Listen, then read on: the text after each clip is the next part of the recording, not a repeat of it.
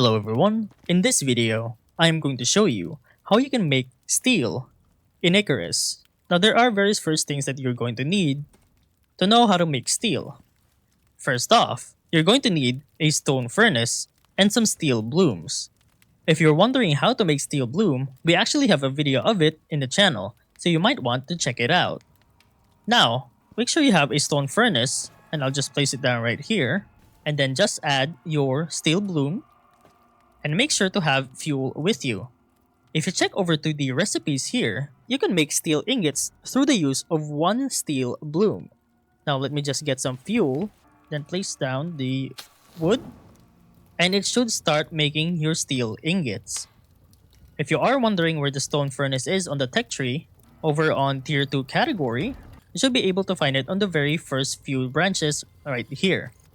And for steel bloom, it should be somewhere around the middle right here. And that's about it on how to make steel in Icarus.